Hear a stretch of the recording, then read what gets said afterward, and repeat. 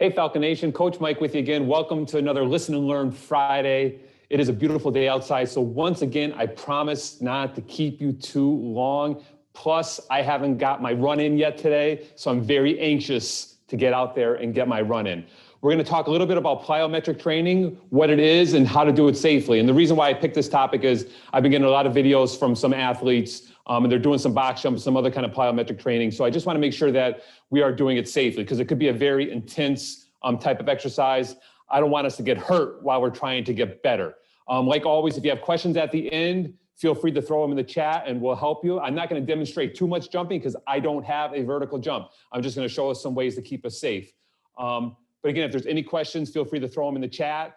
And we're going to have a couple more Listen and Learn Friday. So if there's a topic out there that you want us to discuss, put that in the chat also, and we'll make it happen, or we'll do our best we can to make it happen. So with that said, let's get started, right? So we're talking plyometric training today. That can mean jumping. It also can mean any kind of medicine ball throws and plyo push-ups, right? But for the most part today, we're just going to focus on the jumping part because that's how I want us to remain safe.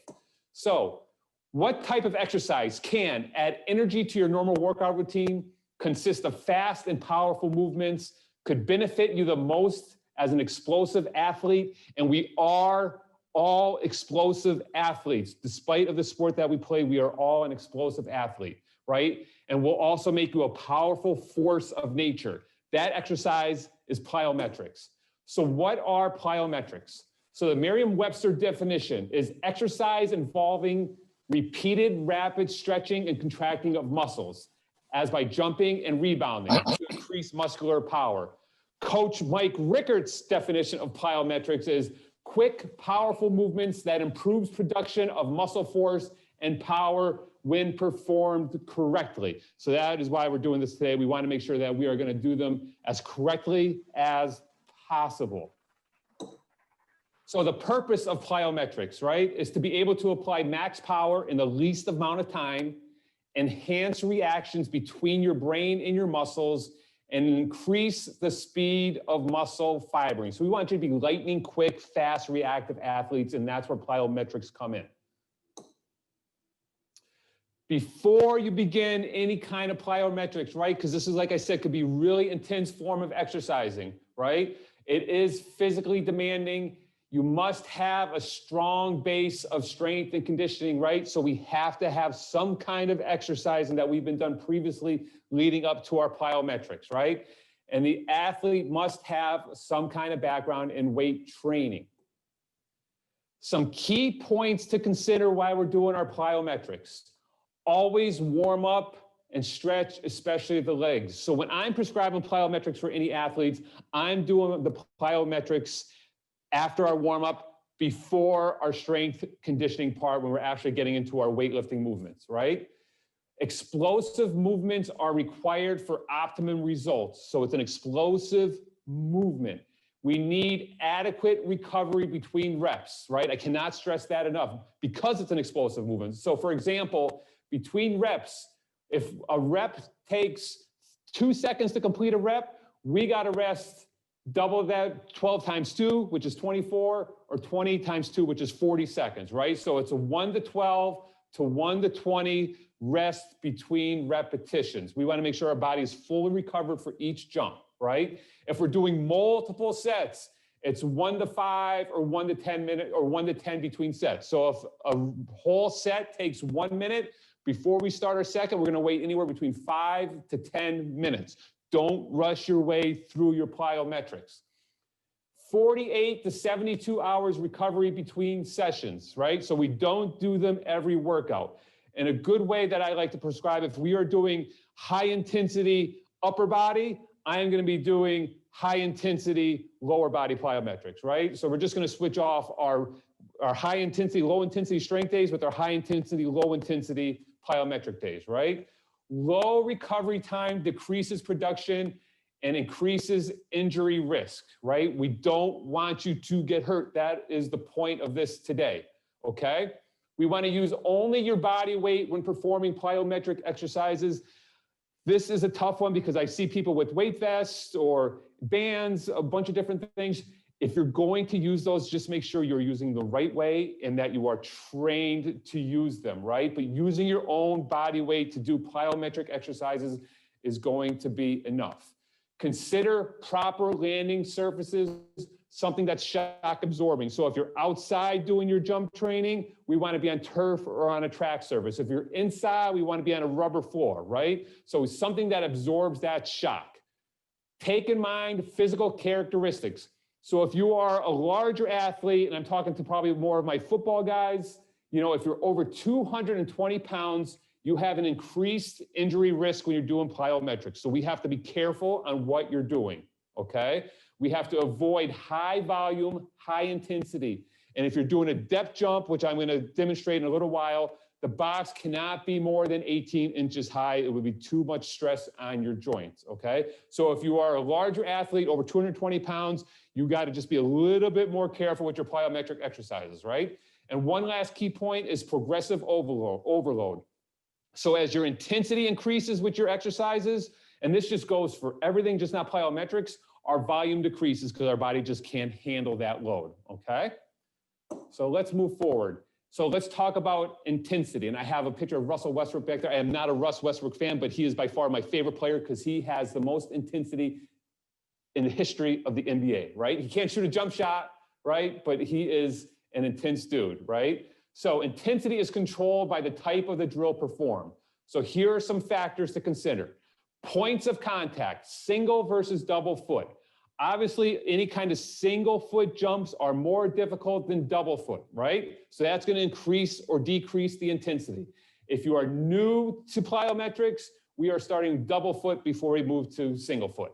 Some other factors that involve intensity is the speed of the exercise, again, your body weight, and then the height of the drill. So again, I'm going to stress these depth jumps because they are very intense. They should be no higher between 16 to 42 inches in height. And again, athletes over 220 pounds have to be less than 18-inch box. Volume. So that is expressed as reps and sets. And this is important too because we don't want you doing too many jumps, okay? And it varies with level of experience. So if you are a beginner, it's 80 to 100 foot contacts. So if I am doing a jump off of 2 feet, one jump counts as 2 foot contacts, all right? So just keep that in mind. If you're doing a single leg jump, obviously it's gonna count as 1 foot contact, okay? Our intermediates are 100 to 120 foot contacts, and our advanced are 120 to 140 foot contacts, right? So even if you're doing a box jump to a depth jump, that is 4 foot contacts in one movement, all right? So let's not do more than we have to. More is not better, better is better. So here are some sample progressions, okay? So to start a plyometric program, we start with jumps in place, right? So one is a 2-foot ankle hops, and these are very easy. You go forward or backward, side to side. So they're just little movements this way or forward and backward, right? You've all done those probably in some kind of warm-up movement prep along the way. A double leg tuck jump, which we're gonna show in a little bit, and a split squat jump, okay? So those are our beginning exercises. From there, we move to standing jump exercises, where we have our double leg vertical jump, where we could jump over a barrier. So that could be a mini hurdle or anything else that you have that you could clearly jump over. And then we get a little bit more intense when we could add a single leg vertical jump. We have a couple more progressions.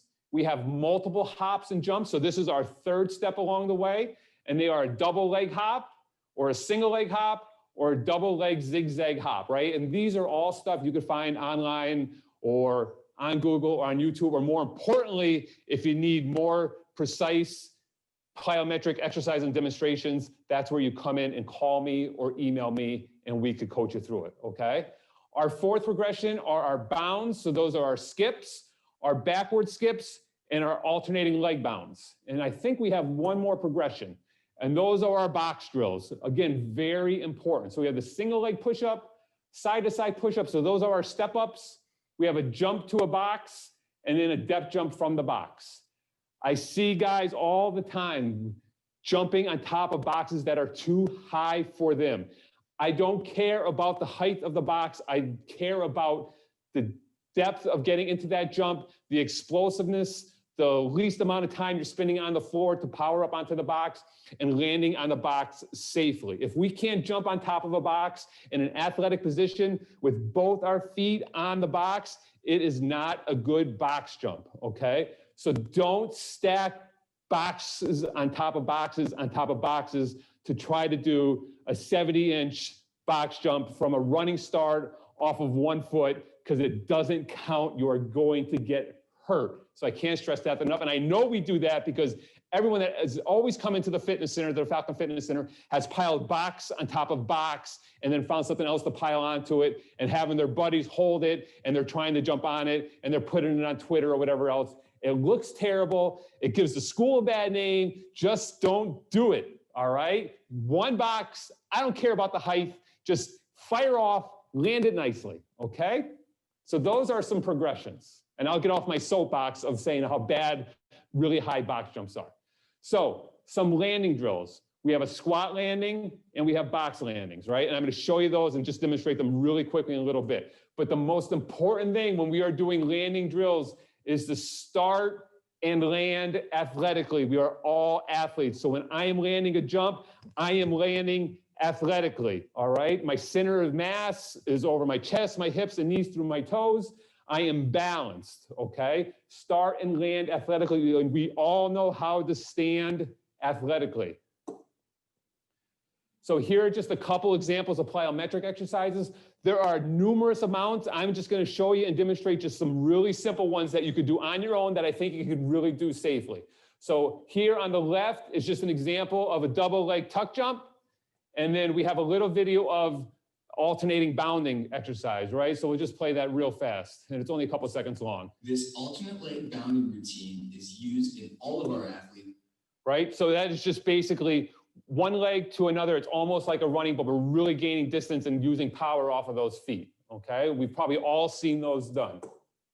And here's just some other examples of plyometric exercises, right? This cute little graphic that I got. So we have power skipping, right? Our repeated tuck jumps, right? That's just the second progression when we're doing repeated double leg jumps, repeated long jumps, our diagonal obstacle jumps, right? So if we have hurdles on that other progression where we're jumping over obstacles, our alternating leg bounding, which we just saw a video on, we have a squat jump, and then again, our single leg hops, right?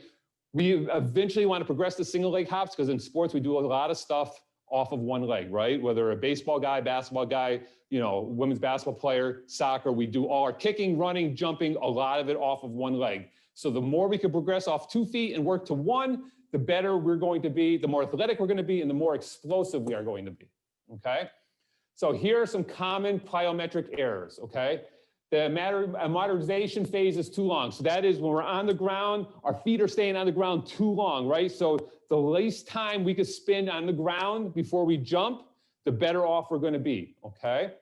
A lack of balance. So what I was just talking about earlier too, we want to make sure that center of balance is right over the middle of our body, right? So we need that solid base of support, right? I also recommend balance tests for double or single leg for 30 seconds. So that could be just a regular standing balance test from a quarter squat or a half squat, right? On 2 legs and 1 leg. If we have some plyometric errors, right?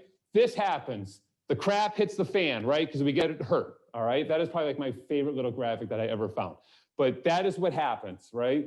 When we have these errors with our plyometrics and our jumps is injuries, okay? Some more common errors, right? Our technique errors, again, center of gravity, not over the base of support when landing, right? Shoulders, knees, and toes. And dynamic knee valgus on takeoff or landing, right? So that's just when our legs are caving in a little bit. It's just showing me that we may be weak in some abductors. So we want to make sure that those knees are tracking over our toes when we land and when we start those jumps, all right? Again, I'm not going to stress it enough. Start and land athletically. So I just want to show you just a couple of things just to make sure that we are okay, you know, with our plyometrics jumps. So before you start a jump, we are going to reach high, right? So we're going to reach high and then we snap down. This is our athletic position where we jump from, all right? So we want to make sure we start in this position, and then when we land a jump, we are also going to land this jump, all right? So that's just something just to keep in mind, is make sure we get a good start. So we would be here, our phase is really quick, and then we explode up, all right? that's just something good, just again, to keep in mind to keep us safe. And then one other thing I just want to show you is just our depth jump from a box, right? So if we are on top of a box, whether you're just using a depth drop exercise, a standalone, or if we just completed a box jump, we want to make sure we get off this box safely, all right? So we come off, and again, we land softly, all right? Make sure the softer we land, the better that we off. Land it soft, land athletically, okay? I think if you follow these little cues and advice, you know, we could jump safely until you get back on campus where we could watch you and see what you're doing. But just make sure, again, the key points, start high, get into a good snap down position, control that center of mass, land and start athletically, land softly, all right? And I think you're going to be okay. Now, if you have questions, toss them into the chat. If you don't have any questions, try to work some plyometric exercises into your workout. If you're not sure what you should be doing plyometric-wise, that's when you can reach out to me anytime, text, email, phone call, and I'll be glad to help you along the way. And if there is no questions, you guys have a great weekend and stay safe out there. No questions yet. All right. And I'm exhausted from those jumps. My 4-inch vertical jump is just crazy. And if there's any basketball guys on, we will see you tomorrow, right? We're going to do some jumping tomorrow before your workouts, if there's any basketball guys out there. All right, none? If you guys get any ideas for topics too for the next couple of weeks, just send an email to anyone in the athletic staff too, and we'll get it and we'll make sure that we discuss it. But we're also going to do a question and answer in the next couple of weeks. So you're going to just be prepared to have some questions for us, and we'll answer anything you want to answer. All right. Have a great, safe week, and everyone wear that mask, right? So you can play in the spring. We'll see you soon.